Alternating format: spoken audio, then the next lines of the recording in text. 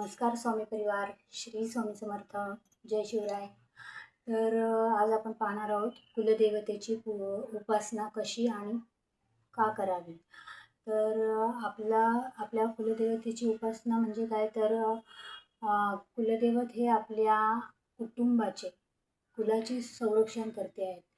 तर त्याने काय होतं, कुलदेवतेची उपासना केल्याने आपल्या आयुष्यात आध्यात्मिक प्रगती होते, शिवाय आपली वंशवृद्धीही वाढते आणि आपल्या कुलाचे संरक्षण होते।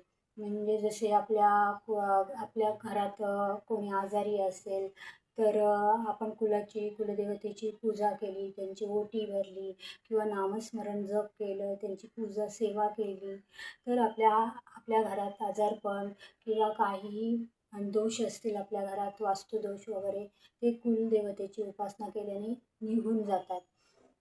आणि दुसरी गोष्ट म्हणजे आपल्या घरात ना कुलदेवतेचे टाक असतील किंवा फोटो असतील तर ते टाक असतील तर नित्यनेमाने त्यांना जलाभिषेक करावा किंवा पंचामृताने जमल्यास अभिषेक करावा, फोटोला पुसून त्याची पूजाविधी करावी।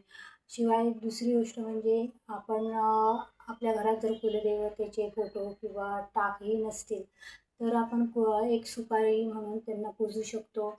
शिवाय आपण नारळ म्हणून त्याची घटस्थापनाही करू शकतो, कुलस्वामिनी म्हणून अशा पद्धतीने ही पूजा करू शकतो। कुलदेवतेचे स्थान आपल्या देवघरात हे उच्च मानले गेलेले आहेत। त्यांना प्रथम स्थानी ते टाक किंवा फोटो घट असेल ते प्रथम स्थानावर ठेवावे आणि त्यांची पूजा करावी।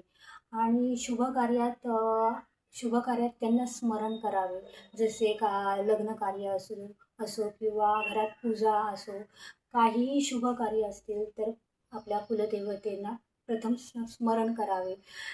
त्यांना जर लग्न समारंभ असेल तर प्रथम त्या कुलदेवतेच्या समोर आपली लग्नपत्रिका ठेवावी, शिवाय त्यांना स्मरण करावे आणि घरात सतत नामस्मरण सकाळ संध्याकाळ कुलदेवतेचे स्मरण करावे, नामजप करावा, त्यांची पूजा करावी, जेणेकरून आपल्या कुलदैवत आपल्यावर प्रसन्न राहील आणि त्यांचा आशीर्वाद आपल्याला मिळेल।